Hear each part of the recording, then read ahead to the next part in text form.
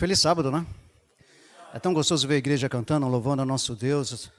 Eu estava visitando algumas igrejas agora de manhã e estava todo mundo se concentrando para adorar a Deus. Passei na igreja de Ferraz, passei na igreja de Margarida, depois Santo Antônio, Camão-Viana e Miraí. Só faltou o Rancho Grande. Está passando cedo, anunciando junto com o Eberson aqui a nossa vigília do dia 25, já está em contagem regressiva. Essa contagem regressiva é a contagem para a volta de Jesus, irmãos. E eu estava conversando essa semana com a Amanda e estudando a lição com o João Vitor.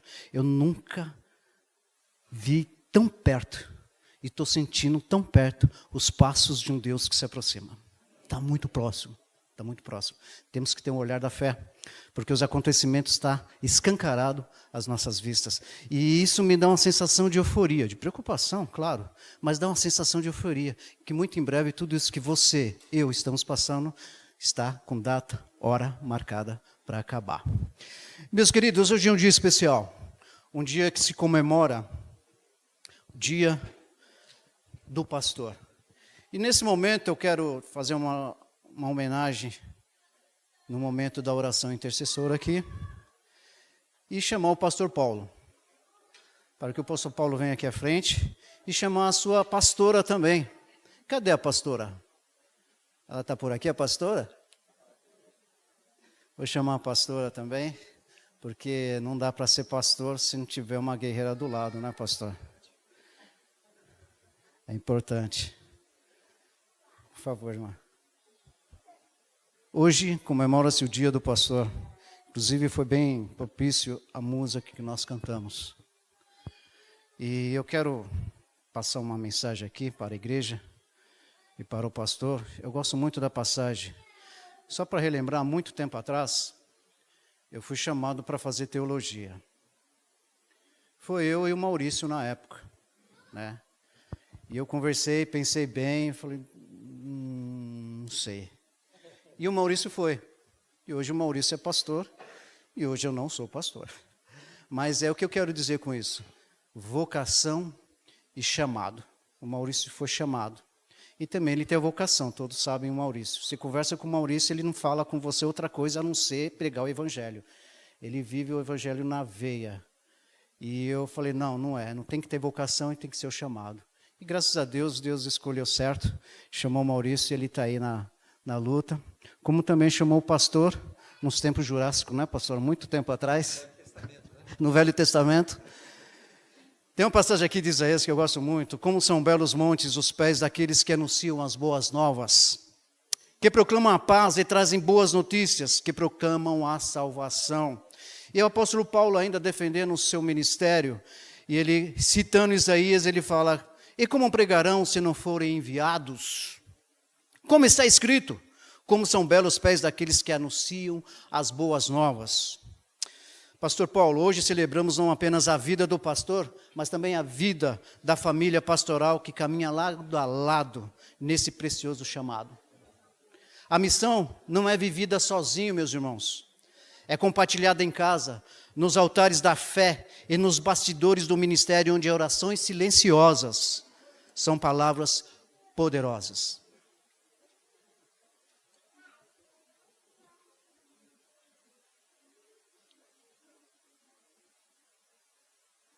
A família do pastor é parte viva da mensagem que ele anuncia. Exemplo de entrega, amor e perseverança. Cada sorriso renunciado, cada momento ofertado ao cuidado do rebanho é também um ato de adoração. Pastor Paulo, que Deus continue fortalecendo o seu coração e o coração da sua família. Renovando a cada dia com graça, sabedoria e alegria em servir. Porque o ministério pastoral é, acima de tudo, uma missão de amor que envolve toda a casa. E o céu se alegra com cada passo dado nesta caminhada de fé.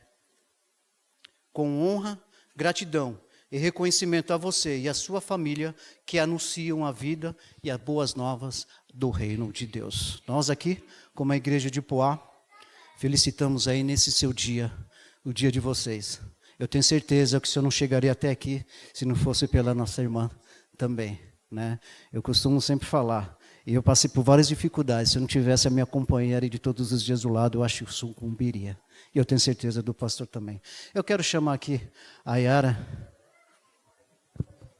a nossa secretária aqui. E quero aproveitar a oportunidade, eu não sei se a Luciana está aí. Dos Desbravadores, não está? É que hoje é o aniversário dela, queria aproveitar a oportunidade também. Pastor, essa é uma pequena lembrança da igreja de Poá, com carinho.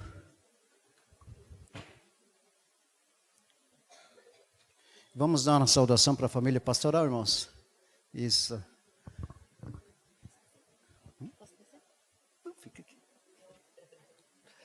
E nesse momento, irmãos, aqueles que tiverem dentro do seu coração um desejo de vir até aqui à frente e colocar em pensamento as suas preces, os seus desejos, os seus anseios no altar de Deus, esse é o momento. Que possamos erguer as nossas vozes, os nossos pensamentos ao céu, para que Ele possa atender às nossas petições. E de um modo especial, nós vamos estar aqui de joelhos, orando pela família pastoral. E vocês, em atitude de reverência também, curvem suas frontes, vamos aqui falar com Deus. Vamos lá?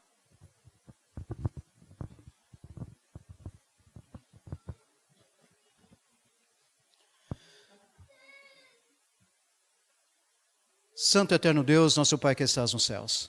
Ah, Senhor, que alegria está na Tua presença. O Senhor é o nosso pastor e nada vai nos faltar. Te agradecemos por essa oportunidade de estar aqui, Senhor, celebrando mais um dia de vida. E o melhor, o Teu santo sábado, o Deus Criador dos céus e da terra. Pai querido, de um modo especial também estamos felizes aqui pelo pastor Paulo e a sua família. Esse dia tão especial que o Senhor chamou ele para ser um ministro do Evangelho, anunciando as boas novas ao mundo que carece e que precisa ouvir. De um modo especial te pedimos, Senhor, a unção e o poder do Teu Santo Espírito sobre essa sua família. Que continue abençoando, Senhor. Nós sabemos que é um trabalho árduo, mas é um trabalho satisfatório, porque anunciar a Tua vinda, anunciar os Teus feitos, é um grande privilégio, acompanhado também de grande responsabilidade. Portanto, o Senhor dê a ele saúde, muitos anos de vida, a sua família, que ele possa cada dia mais, Senhor, anunciar a tua mensagem, que possa, acima de tudo, Senhor, testemunhar do Teu amor. Te agradecemos, Senhor, pela Tua igreja de Poá.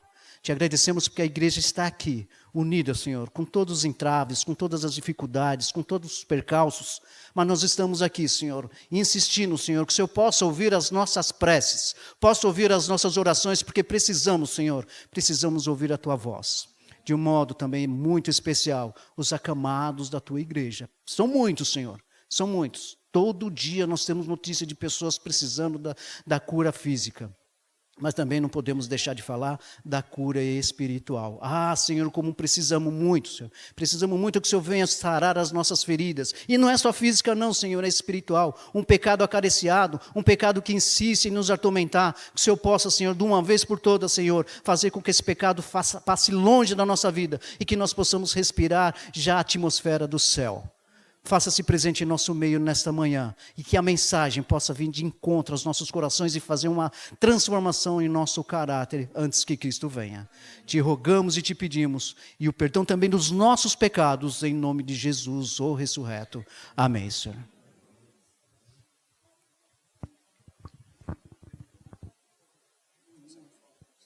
Ah, sim. Quem pode fazer uma foto? Eu pedi ao Beto. O Eberson, por favor. O Eberson e o Beto aqui. Amanda também? O pastor chamou você.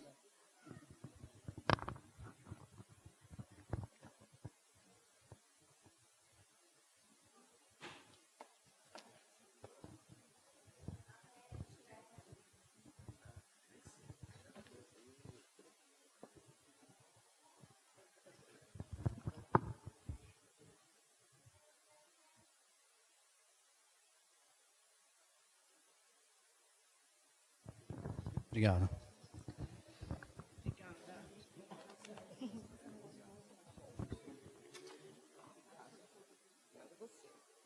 Obrigado, Alexandre.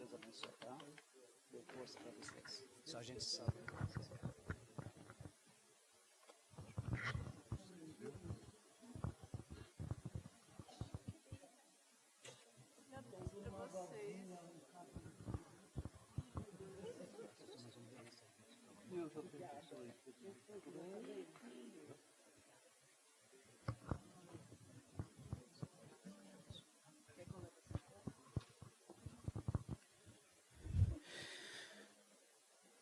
Em continuidade, a adoração ao nosso Deus, eu convido aqui para uma mensagem musical o grupo Grace.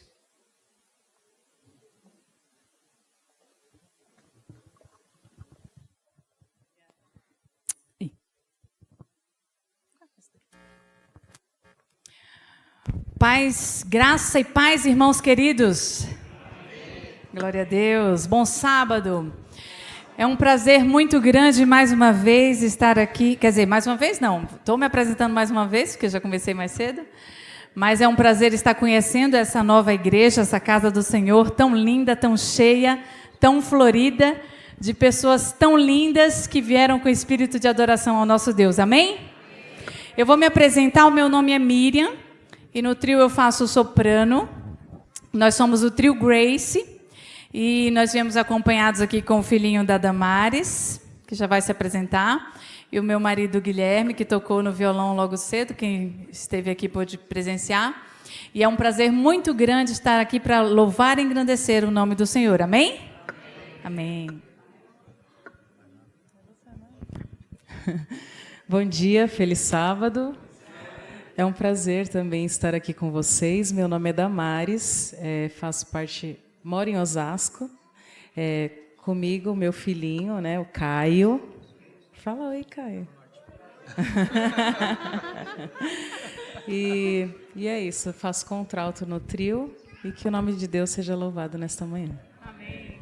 Feliz sábado, igreja! Feliz sábado. Nossa, olha, a Miriam estava comentando lá atrás o quanto vocês participam da escola sabatina, o quanto vocês interagem. Olha, parabéns, que igreja abençoada. Excelente. Excelente. Deixa eu fazer uma pergunta aqui para os irmãos. Quem está vivendo uma fase muito boa na vida aqui hoje? Misericórdia. Amém. Aí sim. Amém. Quem está vivendo algum desafio aqui? Desafio sempre. Todo mundo, né? Sempre. Todo mundo, né? Não tem como não viver. E é normal, tá tudo bem. Olha só, esse verso aqui ele é muito conhecido dos irmãos, da maioria dos irmãos. Senhor, tu me sondas e me conheces. Sabe quando eu me deito, quando eu me sento, quando me levanto. De longe percebes os meus pensamentos. Tu conheces a minha jornada e o meu descanso. Todos os meus caminhos são bem conhecidos por ti.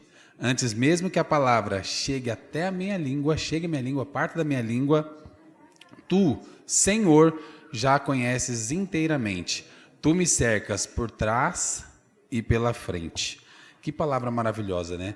Então, muitas vezes a gente está vivendo muitos desafios, a gente acha que não faz mais sentido, a gente acha que não tem jeito, Senhor, não vejo solução. Mas Deus sempre coloca a mão dele sobre a nossa vida. E por mais que você esteja passando pelo pior desafio da sua vida, o Senhor é contigo. E é essa música que nós vamos cantar.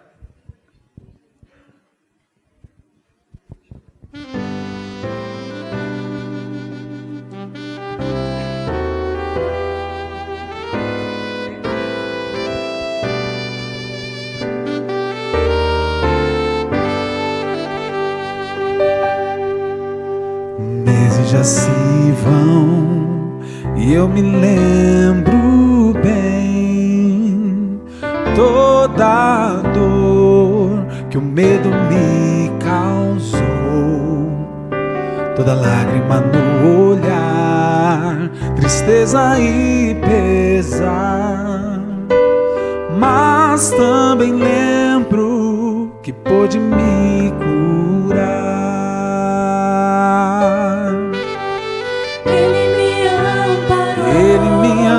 Parou, ouviu o meu chorar, me deu a mão pra me consolar, e foi capaz de aqui morrer pra hoje eu poder viver quando tudo desabou. O Senhor me abraçou, Ele me amparou.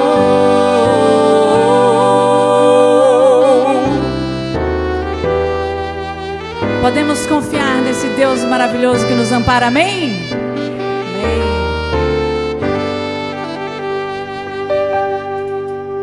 Se hoje você vê a luz na escuridão, é porque Jesus te deu a mão, e agora só basta crer, esperar no Senhor. Deixe sua vida nas mãos do Pai de amor. Ele me ampara, ouviu meu chorar e me deu a mão pra me consolar, e foi capaz de aqui morrer, pra hoje eu poder viver quando tudo desabou. O Senhor me abraçou, Ele me amparou,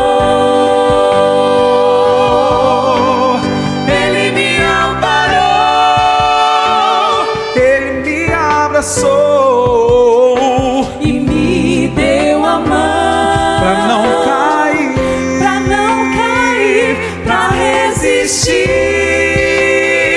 e prosseguir.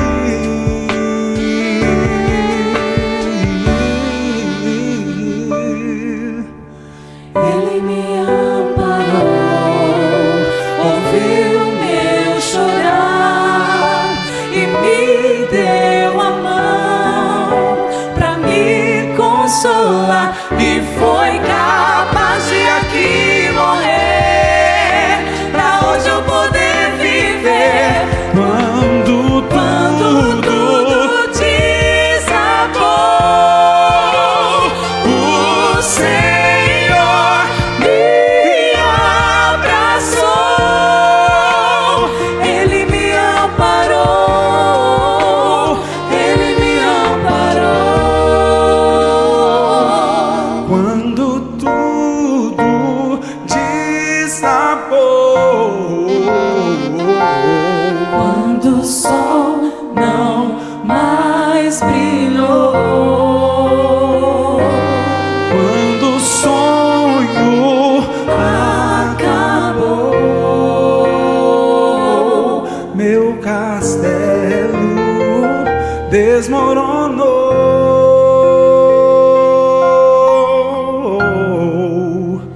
Ele me amparou.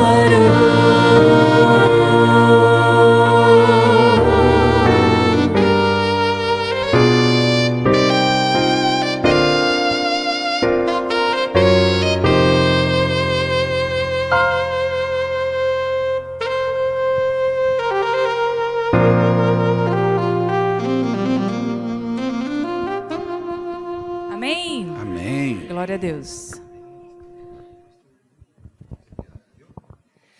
Que alegria recebermos o trio Grace aqui em nossa igreja, uma linda música.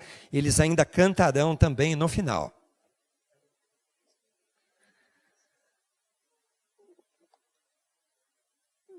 Mais uma vez eu quero agradecer a sua presença e pedir a Deus que Ele nos abençoe muito.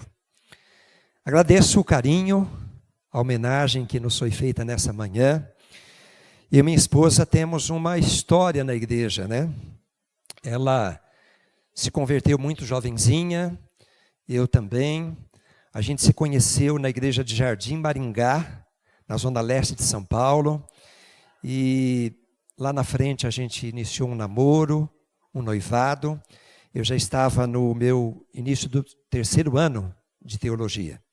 Ela me ajudou ainda a fazer trabalhos na faculdade, a me preparar para a prova, para os desafios. e ela tem sido realmente uma grande companheira no ministério. O grande legado que a gente leva do ministério é a amizade. É muito gostoso você encontrar os irmãos de Bragança Paulista, de Mogi das Cruzes, de São José dos Campos, e eles nos abraçarem, lembrar do passado, das histórias vividas, convidar para a gente estar com eles. E eu tenho dito muito não, né? Eu não posso, eu tenho que cuidar de 6 igrejas, eu não posso, né? Mas eu já prometi para minha esposa que quando logo a gente se aposentar, nós vamos visitar essas igrejas por onde a gente trabalhou. A amizade, as experiências vividas, as histórias, as conquistas, juntos como irmãos em Cristo, é o grande legado. Suzano também, viu? Suzano também. Que alegria revê-la, Sheila. Então, esse é o grande legado para todos nós. A minha esposa, vivemos agora uma fase difícil, estamos há 3 anos cuidando do meu pai, que sofre de Alzheimer, enquanto a minha mãe também está bem debilitada, está sob os cuidados lá da minha irmã em São Paulo e também do meu irmão. A diferença é que meu pai dorme à noite, a minha mãe não dorme. Então eles têm que revezar uma noite um, uma noite o outro, porque quem fica com ela não consegue dormir. E nós aqui pelo menos conseguimos dormir à noite. Então a minha esposa não tem conseguido atualmente ser o que ela já foi ao longo de toda a vida, né? Suzano pegou uma parte dessa situação também, né? Eles tiveram também muita paciência, muita compreensão conosco. Mas a minha esposa, ao longo de todo o meu ministério, ela esteve sempre do meu lado, em tudo, né? Participando em tudo, inclusive de velórios, e tudo aquilo que envolve o trabalho pastoral, visitas, estudos bíblicos, e tudo, né? E eu tenho dito que 50% do meu ministério foi ela. Até porque ela também é uma pessoa muito... faz amizade, se relaciona bem com as pessoas. E eu me lembro quando eu saí de São Miguel Paulista, o povo gostava de mim lá, né? Mas eu achei que gostava mais da Isabel. Aí o irmão no culto JA, nós fizemos a nossa despedida em São Miguel, lá fomos 4 anos ali, éramos bem jovens, né? O nosso filho caçula não tinha nascido, o mais velho estava com 5 meses. E aí eles fizeram uma despedida bonita de manhã, né? Mas à tarde quiseram fazer alguma coisa também no JA. E aí o irmão que na época, acho que ele era um dos anciãos, né? O Joel era um dos anciãos, né? E de vez em quando ele vem aqui em Suzano, ele e a esposa, a Kelly, que é a filha. E aí o pastor que viria me substituir era ninguém menos que o pastor Bonfim da divisão sul-americana. O Bonfim, ele era departamental de publicações da divisão, estava numa pré-aposentadoria, como eu estou agora, né? E aí ele veio para concluir o seu último ano de trabalho em São Miguel, até que depois eles pudessem escolher um outro para São Miguel. E eu fui para São José dos Campos naquela época. E aí o pastor Bonfim estava com a esposa dele, né? Um homem de experiência, de larga experiência, um grande pregador, um homem de Deus, né? A esposa também. E o pessoal lá no JA ficava jogando confete na Isabel e também um pouco em mim, né? Mais nela, né? E aí eles ficavam falando, nossa, mas o pastor Paulo está indo embora, e a gente já está ficando meio constrangido com isso, né? Meio chateado, né? E eu aí, quando peguei a palavra, o microfone, eu falei do trabalho do pastor Bonfim, quem ele era, sua experiência e tal, né? E aí o ancião ainda disse assim, olha, a gente vai conseguir ficar sem o pastor Paulo, mas sem a Isabel a gente não vai conseguir ficar. Aí eu pensei, meu Deus, realmente eles gostam mais dela do que de mim. Mas, queridos, realmente a esposa do pastor, a família do pastor é uma bênção, né, na vida pastoral. Eu acho que o momento mais marcante em termos de família acabou acontecendo lá em Mogi, por quê? Porque meus filhos chegaram lá juvenis, e eles foram criados ali dentro, né? Adolescentes, se tornaram jovens, adultos, aí foram fazer faculdade, trabalhar, então eles tiveram uma vida ali naquela igreja. E os irmãos de Mogi tiveram uma oportunidade que ninguém teve. Nem Vila Matilde, nem São Miguel Paulista, nem São José dos Campos, ninguém teve de poder ter a participação dos 4 ao mesmo tempo. Porque nos outros lugares eles eram bebês, ou nem existiam ainda, eram criança muito pequena, e já em Mogi das Cruzes, eles participavam do coral, dos desbravadores, do ministério jovem, né? E foram crescendo ali na igreja. Então, por isso que acabou sendo marcante ali, porque ali eles tiveram não só a Isabel, não só a mim, mas eles tiveram também os adolescentes, os jovens, né, contribuindo, participando, né? Então foi uma coisa assim muito singular, uma família inteira engajada, né? Eu me lembro quando eu mudei para São Miguel, eu falei para eles assim, eu quero morar na cara do gol. Porque em outros lugares morei um pouco mais longe, quando eu não podia levar, vocês tinham que pedir carona ou tinham alguma dificuldade. Aqui eu quero que vocês estejam num lugar onde eu posso estar aonde for e vocês a pé mesmo conseguem ir para a igreja. E foi o que aconteceu lá, né? Por isso que o Tiago ainda hoje está lá e é diretor lá do Clube Itapetí. Mas a família pastoral tem um peso muito grande na vida do pastor. Na vida do pastor. E eu louvo a Deus pela minha esposa e também pelos meus filhos. Eu tenho muitos defeitos. Até como pai, até como marido e também como pastor. Mas quando eu vejo meus filhos engajados na igreja, um dirigindo o clube lá de Mogi, onde a gente ficou por muito tempo, né? 8 anos ali, e eu vejo o outro também na liderança de um clube onde eu fui pastor, lá em São José. Ele acabou casando com uma menina de lá. Quando eu fui pastor lá, eu batizei o pai dela, a mãe dela, o irmão mais velho e dediquei as 3 meninas. E a mãe delas disse assim, olha, vocês vão embora daqui, mas quem sabe nossos filhos no futuro crescerão, né? E aí um casou com uma menina lá da família.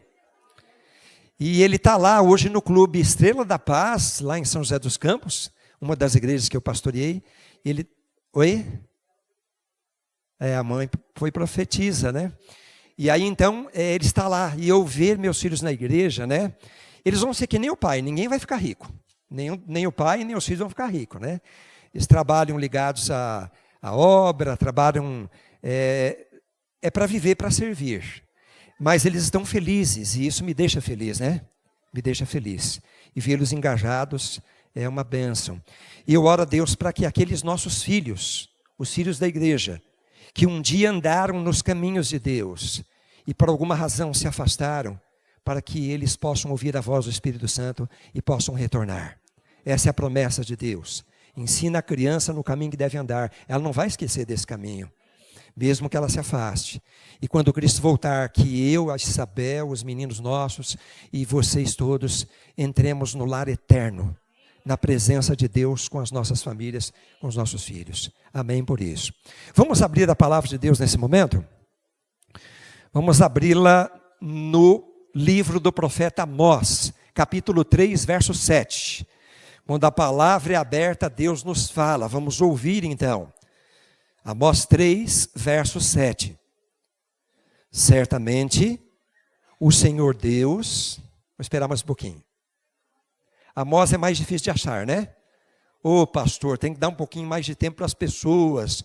O senhor já marcou aí antes de abrir, né? É verdade, eu estava na salinha pastoral marcando ali, ó.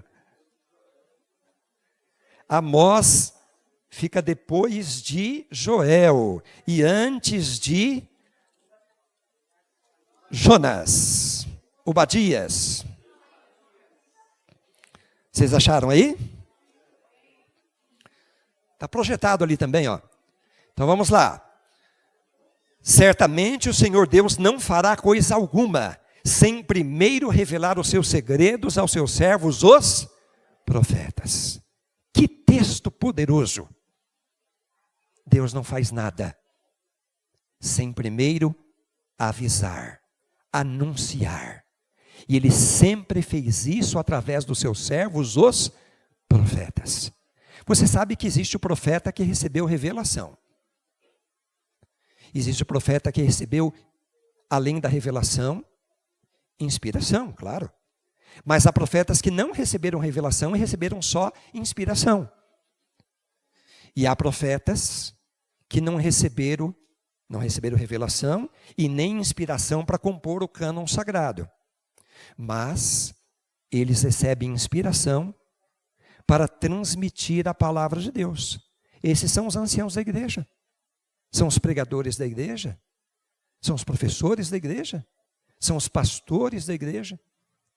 Eu estava dizendo aqui para o Alexandre, para quem estava perto ali, que eu considero que o ancianato da igreja adventista do sétimo dia é o grande segredo dessa igreja. Hoje eu estou pregando aqui, mas tem 5 igrejas que não têm a minha presença hoje no meu distrito. E lá está, possivelmente, um ancião pregando, liderando espiritualmente. Então eu tenho uma gratidão muito grande por todos os anciãos que nos ajudaram desde a Vila Matilde até o dia de hoje. Como foram importantes. E eu tiro meu chapéu, se é que eu poderia usar essa expressão, eu tiro meu chapéu para eles. Eles não ganham salário. Eles não têm benefícios de remuneração da igreja. Eles têm sua profissão, seu trabalho.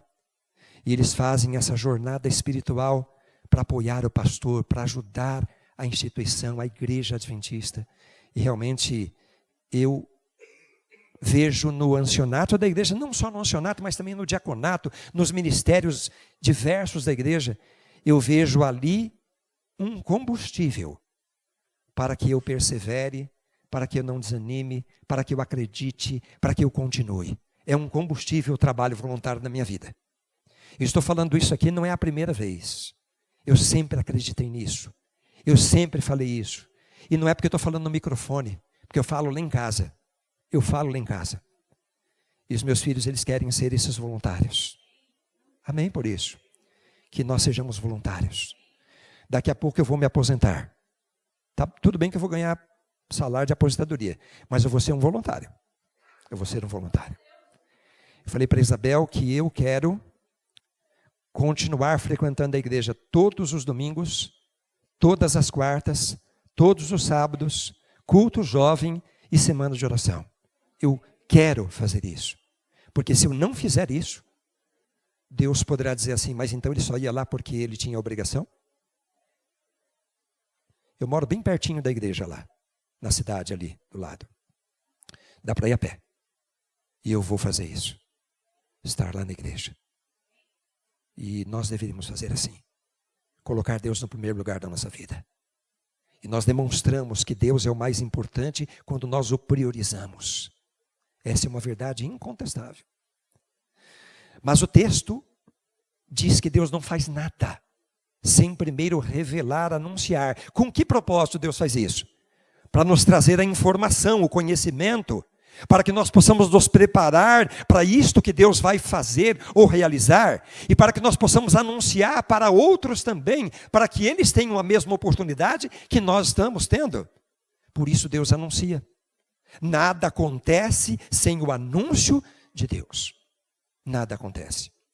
O mês de outubro é um mês marcante para a história da igreja cristã e de modo especial para a história da igreja adventista do sétimo dia. Porque no dia 22 desse mês agora, na próxima semana, eu acho que é na quarta-feira, não é isso? Quarta-feira 22, nós estaremos comemorando 181 anos que o juízo celestial teve o seu início no santuário celestial. 181 anos. E também no mês de outubro, no dia 31 de outubro, nós estaremos comemorando muitos anos, né? Teria que fazer a conta aqui agora, eu não vou conseguir. Você pode fazer na sua calculadora aí. Nós estaremos comemorando a Reforma Protestante. Reforma Protestante. 1517. 31 de outubro. Quando um padre, um religioso, Lutero, afixou nas portas do castelo da Universidade de Wittenberg, na Alemanha, as 95 teses bíblicas de salvação pela fé, pela graça. E a Bíblia, quanto? 508, olha só. Já comemoramos os 500 anos, não foi? 1517, 31 de outubro de 1517.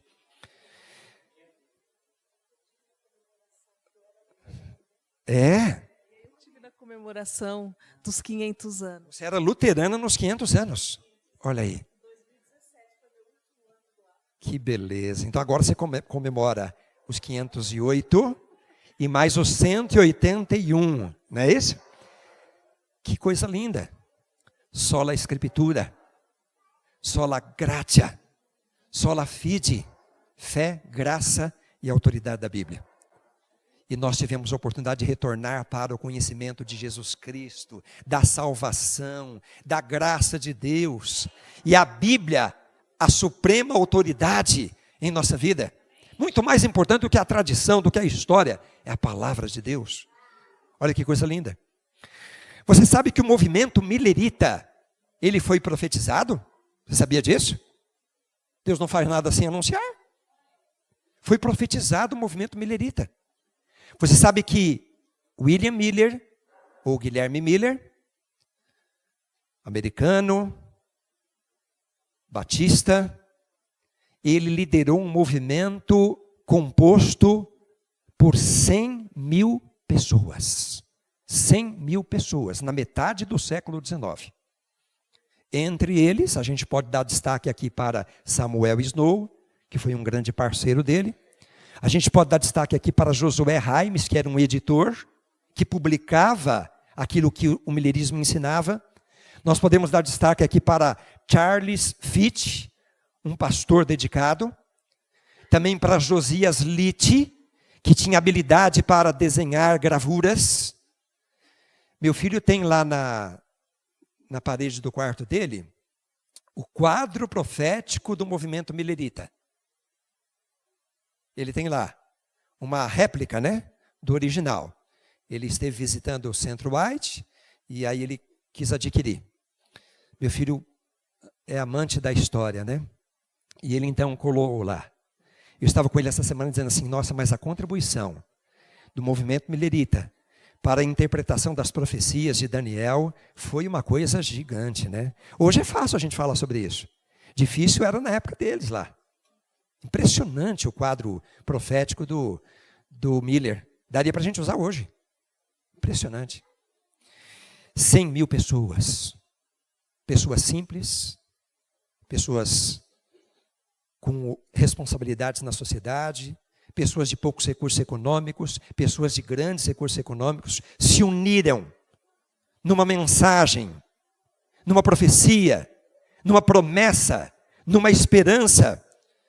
E isso não poderia acontecer sem que Deus anunciasse.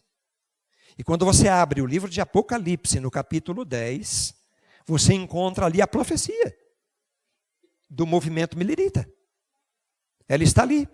Eu vou ler com vocês alguma coisa, não tudo, mas você pode abrir aí em Apocalipse 10 e você vai acompanhar comigo então alguns versos. Vamos ler a partir do verso 7.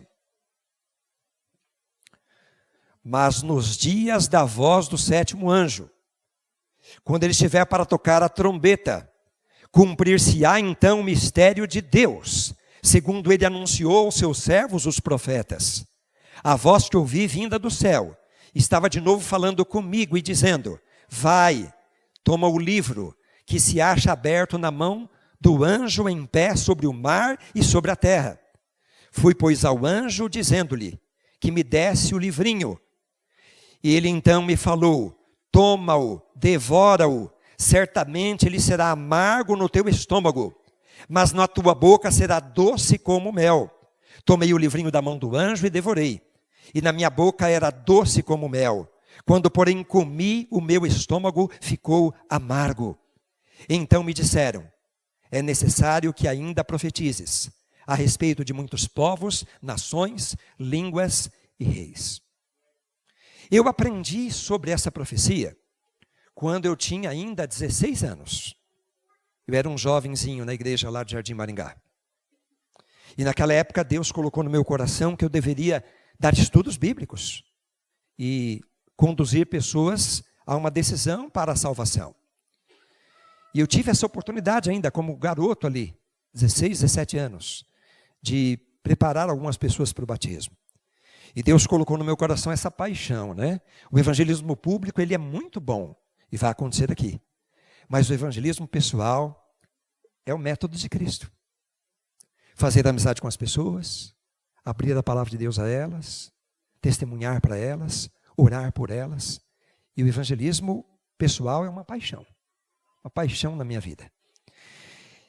E depois, na faculdade de teologia, lá no Velho e aí em São Paulo, nos anos 80, Nós ouvimos muitas vezes ali dentro do curso de Apocalipse, na matéria de Apocalipse, matéria de Daniel, matéria de história da igreja, né? O professor Tim, Alberto Ronald Tim, que trabalha hoje nos Estados Unidos, mas é conhecido de muitos de nós, foi diretor do Centro White americano, foi diretor também do Centro White brasileiro. Ele começou como professor com a gente lá, com a nossa turma. E ele deu para nós a matéria de história da igreja. E a gente trabalhou em cima desse texto também. E algum tempo atrás eu encontrei o professor Tim, e eu falei para ele: professor, o senhor sabe que tem alguns aí no mundo, especialmente um teólogo americano, que eu conheci pessoalmente também, que ele não acredita que esta profecia é uma profecia que anuncia o movimento milerita. Eu falei para ele: professor Tim, alguma coisa mudou daquilo que nós aprendemos lá com o senhor na faculdade, ou aprendemos nos estudos bíblicos? Alguma coisa mudou? Ele falou: de jeito nenhum, de jeito nenhum. Apocalipse 10 é a profecia, que é uma certidão de nascimento para a história da igreja adventista. Ela é a profecia que anuncia o milerismo. Ele falou: Paulo, não dá atenção para tudo que se ouve por aí. Tem uns malucos por aí que tem cada teoria que até Deus duvida. Então, Apocalipse 10 é a profecia do movimento milerita. João representa os cristãos dos últimos dias, depois que ocorreu o Renascimento, depois que ocorreu a Reforma Protestante, depois que aconteceu então o Iluminismo, depois que houve um despertar para o estudo das profecias de Daniel e Apocalipse, na metade do século XIX, em todo o mundo, mas principalmente nos Estados Unidos da América, só depois disso é que Deus poderia iniciar o juízo celestial. Se Deus fizesse um juízo celestial antes disso, não teria efeito nenhum. Porque para uma pessoa ser julgada, independentemente dela estar sendo representada, como é o nosso caso, ou dela estar pessoalmente, ela tem que saber por que está sendo julgada. Qual é a constituição? Qual é a acusação? Quem é o advogado? Como ela pode ser garantida na sua defesa? Se Deus fizesse um julgamento celestial antes de 1840, não faria sentido nenhum. Seria perda de tempo. Então Deus precisou que passasse Renascimento, Reforma, Iluminismo e o despertar para o estudo das profecias relacionadas ao tempo do fim. Começasse isso, para que um juízo pudesse acontecer. A Idade Média foi escura, trevas de conhecimento, trevas morais, trevas espirituais. Como que Deus ia fazer um julgamento nessa época? Outras pessoas dizem assim: mas Deus não precisa julgar. Deus é onisciente, conhece o coração, sabe todas as coisas. Ele sabe se eu vou estar no reino ou eu não vou estar. Ele sabe quem vai estar, quem não vai estar. Para que Deus vai julgar? Deus não precisa julgar. Quem precisa que haja um julgamento são os anjos. Você, todos os seres humanos que habitam sobre a terra ou que já habitaram, todas as criaturas de Deus no universo. Quem precisa que haja um julgamento não é Deus, mas são as criaturas de Deus é quem precisam. E se você quiser excluir o julgamento celestial da Bíblia, você tem que arrancar muitas porções, muitos textos, muitas passagens. O julgamento é uma realidade.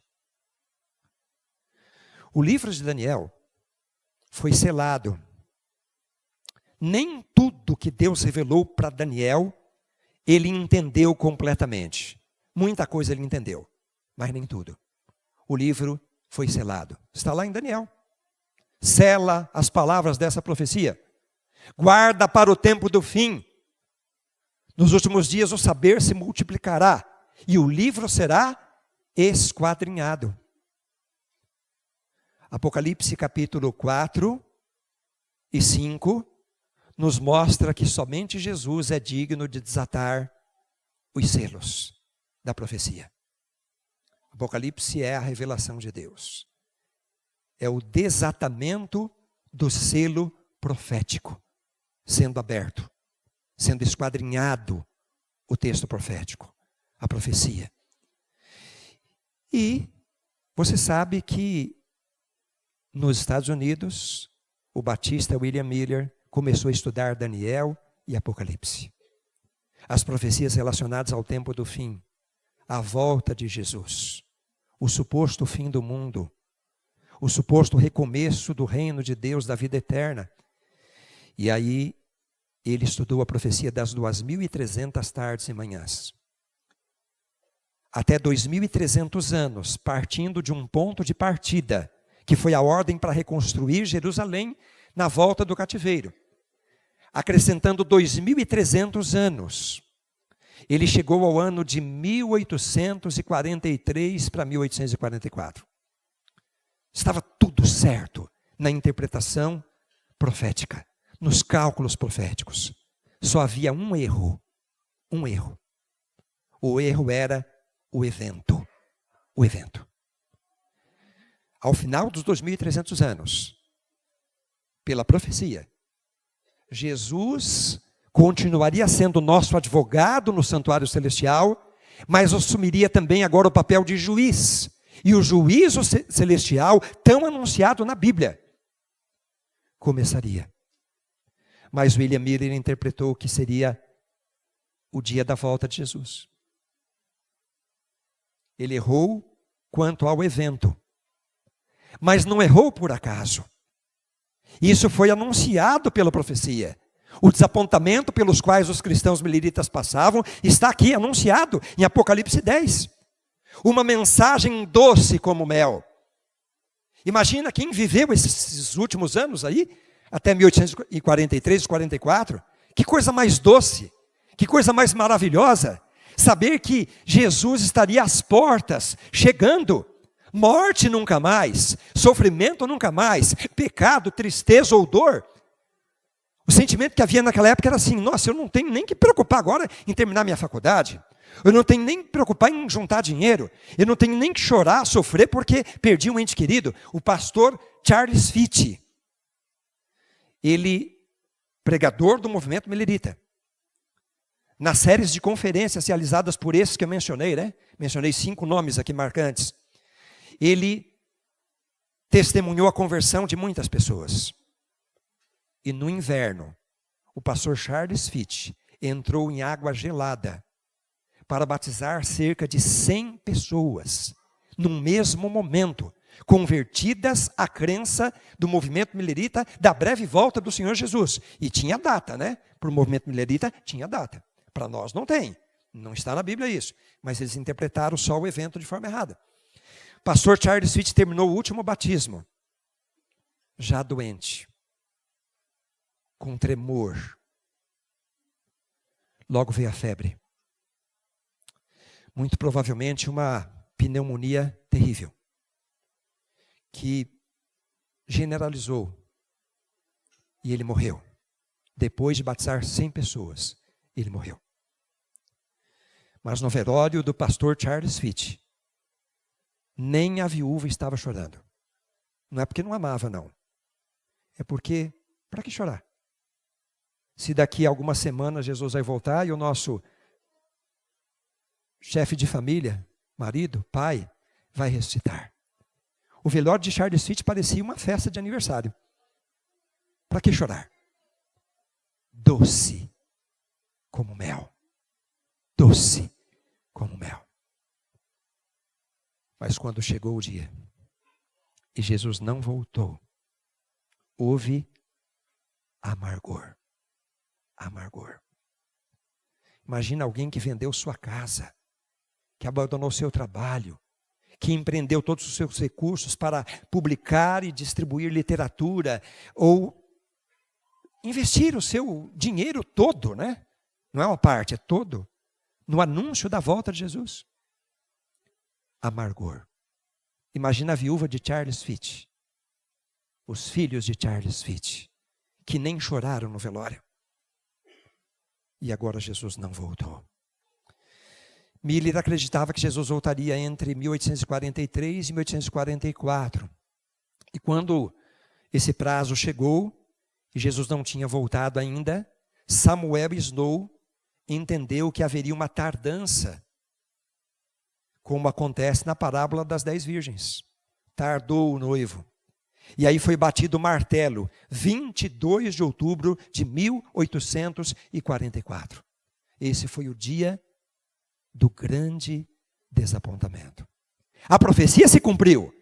Jesus assumiu agora a função de sumo sacerdote, além de sacerdote, a função de juiz, além de advogado. Iniciou o juízo celestial, do qual todos os seres humanos, por representatividade, haverão de passar, inclusive você e eu. E no tribunal celestial não existe inocente. Eu sou culpado no tribunal celestial. Você, cada um de nós somos culpados. Mas se nós entregarmos a nossa vida, o nosso coração a Jesus, se nós aprendemos a amarmos a Deus de todo o nosso coração, se nós desejarmos viver para a honra e glória de Deus, Jesus vai atribuir a sua justiça para cada um de nós. E nós seremos absolvidos no tribunal celestial. O universo inteiro vai olhar para nós através das vestes de justiça de Cristo. Amém. Isso aconteceu, já iniciou, se cumpriu exatamente da forma como Deus revelou aos seus servos, os profetas. O juízo já começou.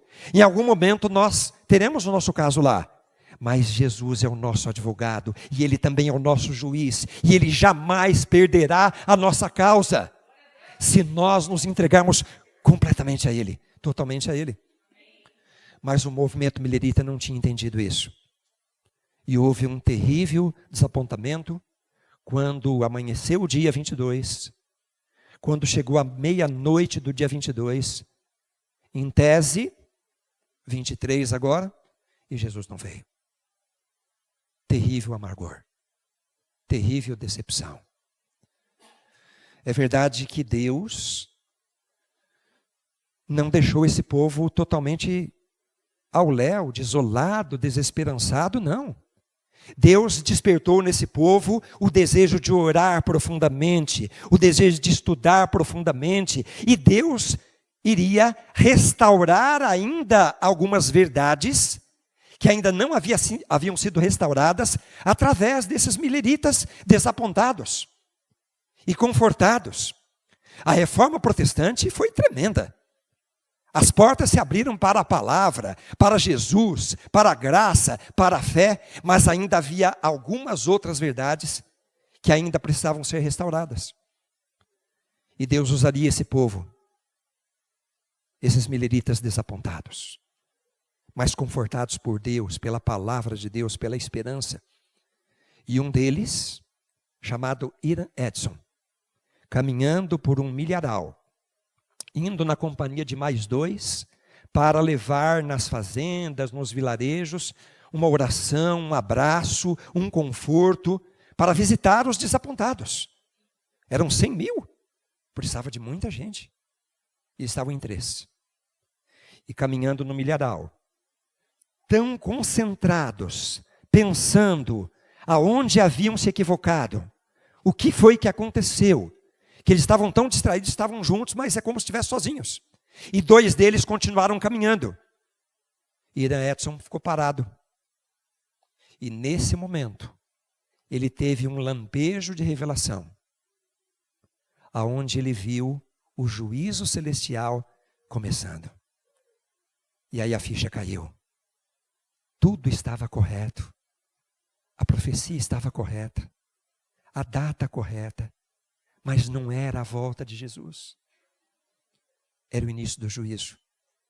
E aí quando os outros perceberam, mas cadê o Hiram Edson? Olharam para trás, ele estava lá para trás, eles se uniram, Deus nos deu a resposta, Deus nos deu a compreensão, e eles já foram com essa mensagem para anunciar aos desapontados.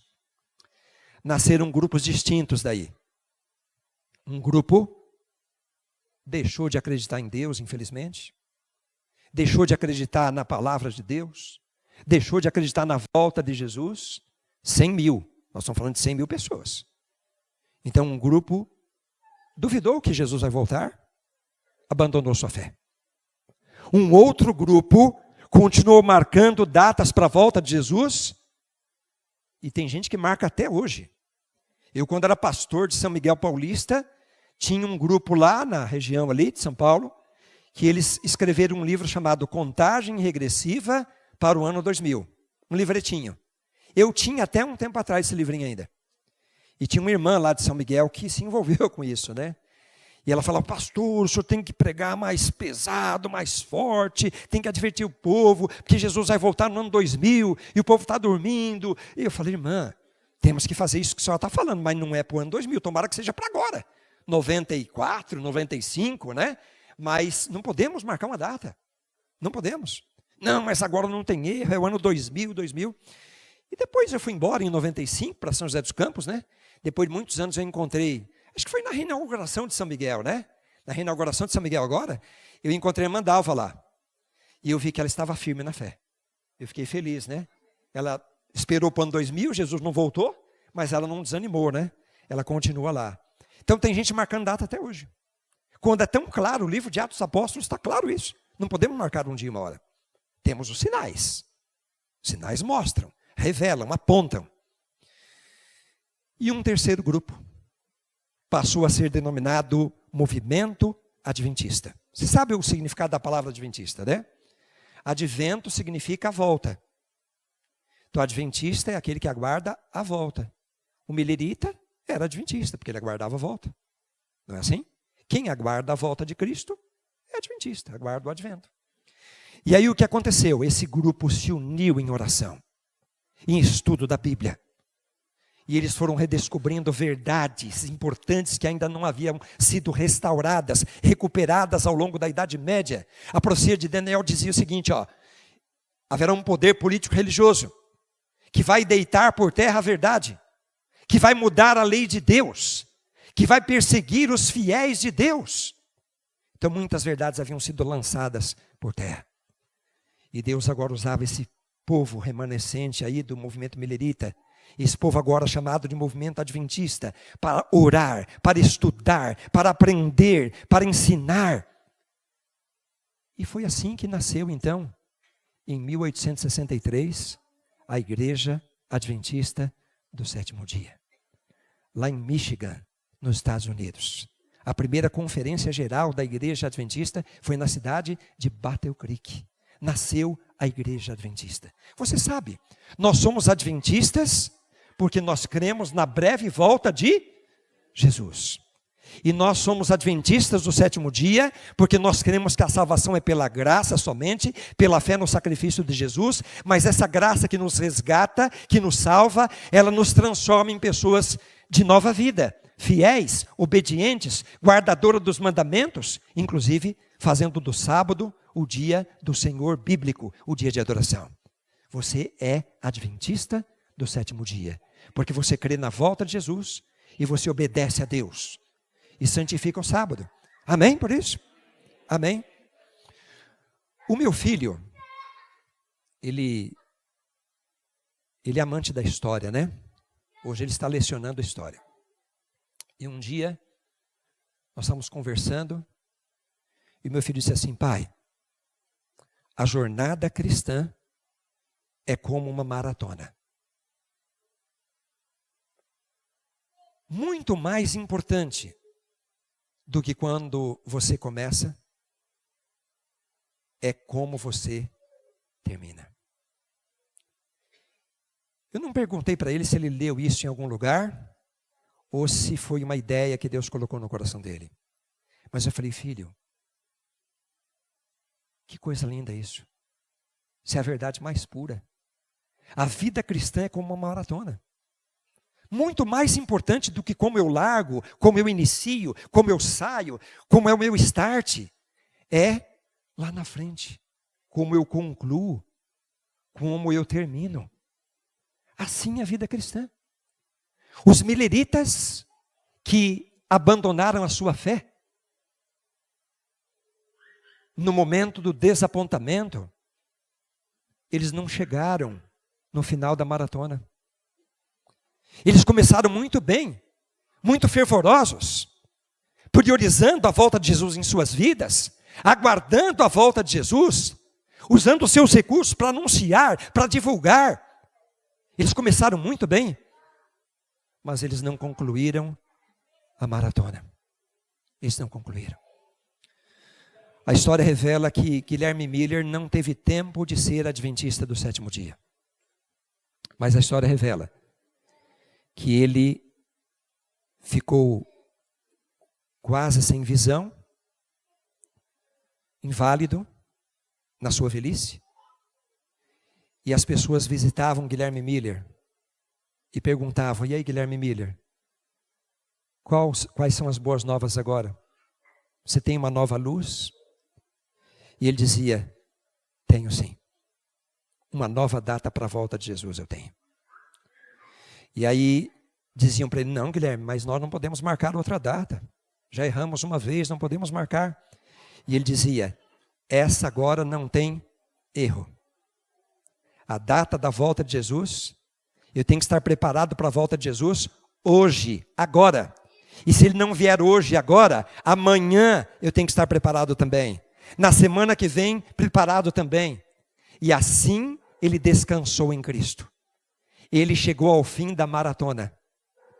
Melhor ainda do que quando ele iniciou. A vida cristã precisa de perseverança. Você é adventista. Você crê na volta de Jesus. Você deve estar preparado para a volta de Jesus, para hoje, para agora. Você deve perseverar, não desistir, não desanimar. Parafraseando uma frase que alguém falou aí no passado: eu sou adventista e eu não desisto. É isso que Deus espera de você. Que você conclua esta maratona. Melhor ainda do que quando você começou. Eu me lembro quando era pastor de Suzano.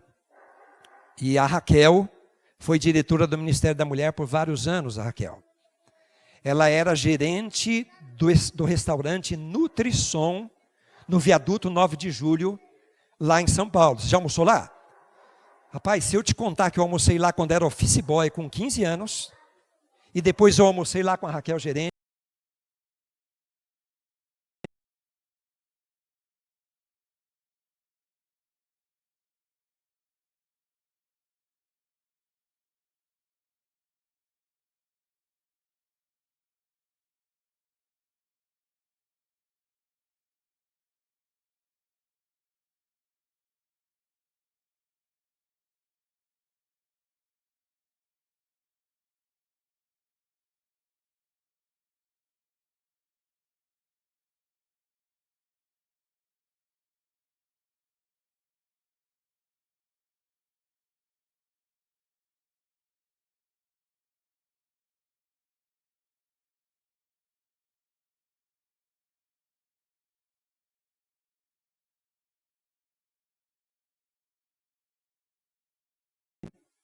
ele estava sendo Uber. Foi batizado, acho que um pouquinho antes da pandemia, né? Em Sheila, acho que foi, não foi? Um pouquinho antes da pandemia. Bom, a verdade é que ela perdeu o emprego. O restaurante fechou. Ela perdeu o emprego. E o marido com muita dificuldade também para ganhar alguma coisa, porque era Uber, quase ninguém usava mais nesse período. E a Raquel, um dia, ela tinha uma rescisão, alguma coisa para receber, e ela tinha que devolver o dízimo do Senhor, né? O dízimo do Senhor. E aí ela pensou: meu Deus, vou devolver o dízimo, eu tenho que devolver o dízimo do Senhor, mas eu não sei o que vai ser da minha vida, se eu vou conseguir um outro emprego, um outro trabalho. As coisas se tornaram muito caras. Eu vou no mercado e não consigo mais comprar com o mesmo recurso aquilo que eu comprava meses anteriores. E ela ficou ali naquele dilema: devolvo o dízimo do Senhor ou faço a minha compra lá no Atacadão? Fazendo propaganda aqui de graça, né? Atacadão. E ela ficou pensando, né? E ela falou: não, eu vou confiar em Deus. Eu vou lá devolver o meu dízimo. Não sei se foi pelo 7Me, se foi uma transferência, ela devolveu o dízimo. Acho que era um domingo, uma segunda-feira, não sei. E aí ela depois devolveu o dízimo, sentindo no coração a sua confiança em Deus, a sua fidelidade a Deus. Ela foi no atacadão com o marido.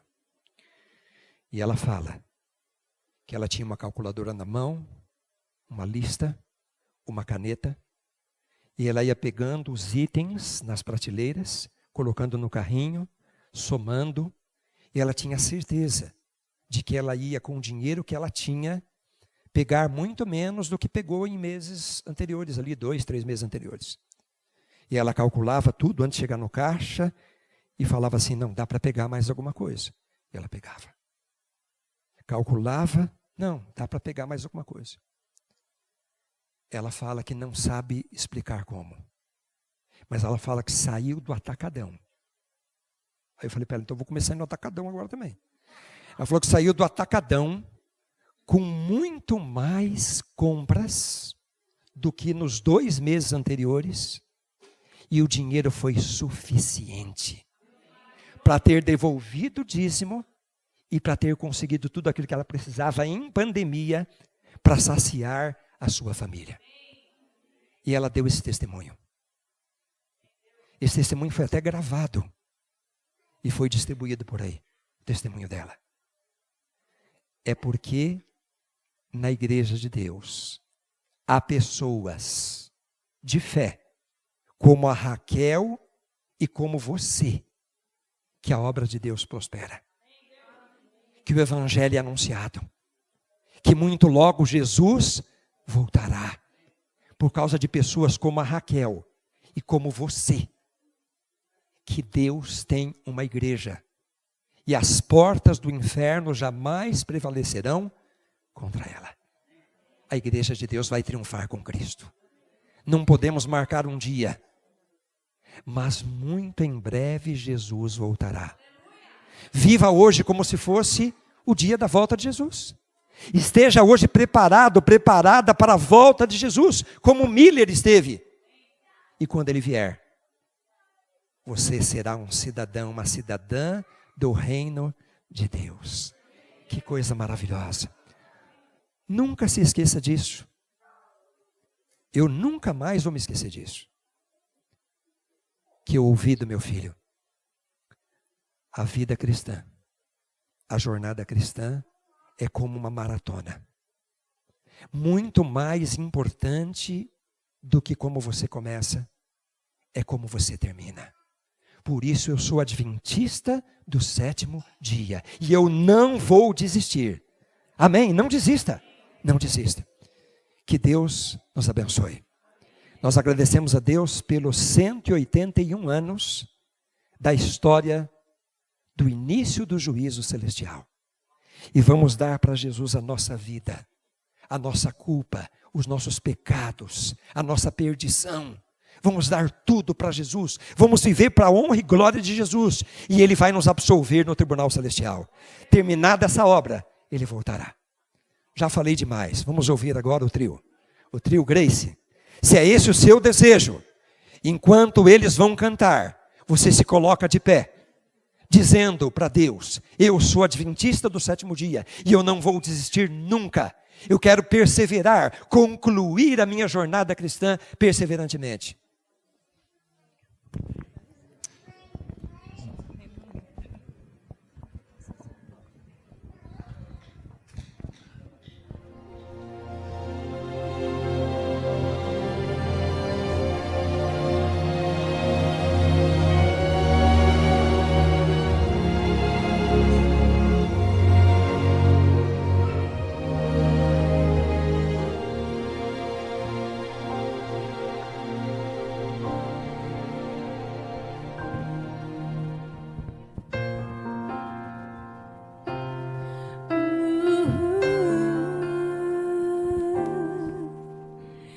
Cristo,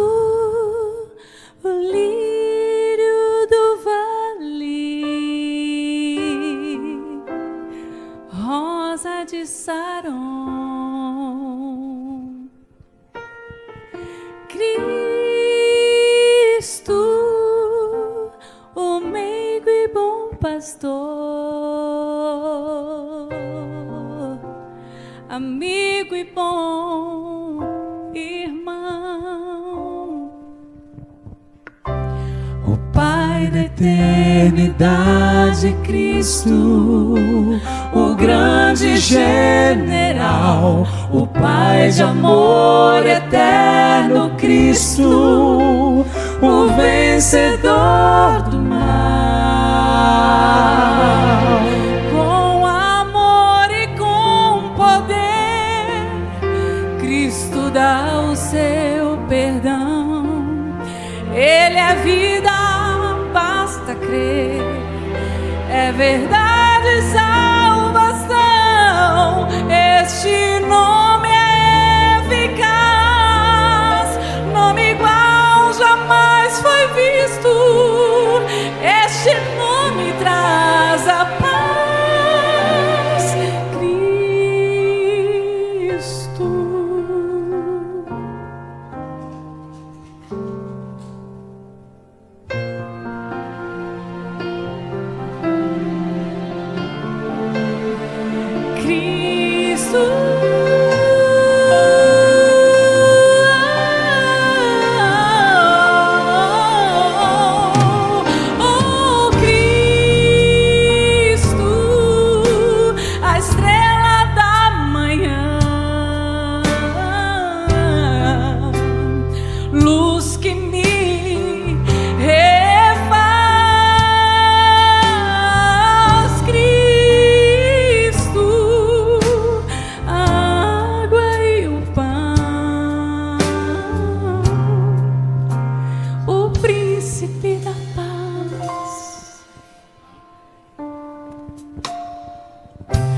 Deus forte, conselheiro, Cristo, o autor da nossa fé, a pedra de esquina, Cristo, é vida a quem quiser.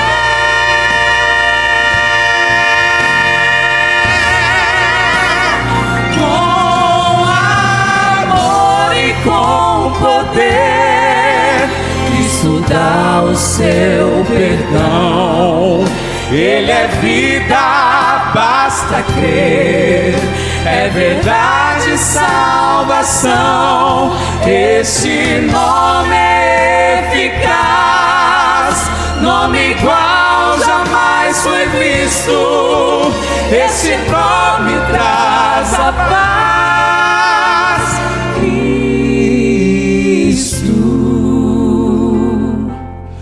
Com amor e com poder, Cristo dá o seu perdão. Com amor e com poder, Cristo dá o seu perdão.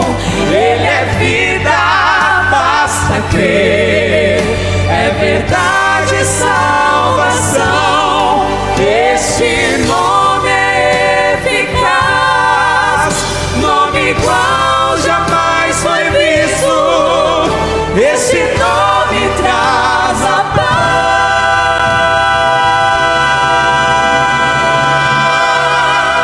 paz, Cristo.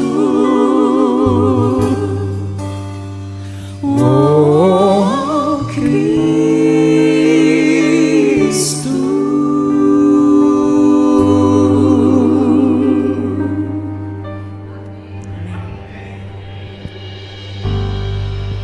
Cristo é tudo para nós.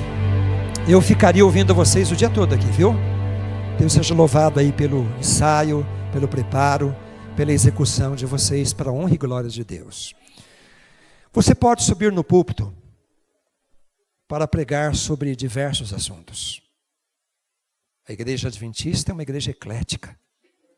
Tem muitas verdades, muitos temas preciosos para serem apresentados, apreciados, analisados. Mas a nota tônica é a volta de Jesus. Não existe mensagem mais importante do que essa. Se você perguntar, Pastor Paulo, em 36 anos, qual foi o assunto que você mais pregou? Eu vou dizer para você, sem nenhuma dúvida, foi sobre a volta de Jesus. Essa é a razão da nossa história. É a razão da nossa existência. É a expectativa para os nossos mais sublimes sonhos. Volta de Cristo, reino de Deus, vida eterna. A primeira vez que eu ouvi sobre a volta de Jesus, eu tinha 15 anos. Eu ouvi o evangelista Luiz Gonzaga Leite falando sobre ela. Eu ouvi e assisti os slides da série Tesouros da Fé, com a voz do pastor Rabelo, do quarteto que gravou O Coração Não Se Turbe, né? Jesus vem logo, está voltando. E eu com 15 anos, meu coração bateu forte. Ele está batendo forte agora. Essa é a nossa bendita esperança. Nosso maior sonho. Eu quero estar preparado para a volta de Jesus. Eu quero estar no reino de Deus. Que não falte nenhum de nós. Juntos para sempre na presença de Deus. Quando nenhuma circunstância, geografia e muito menos a morte nos separará. Vamos orar. Pai,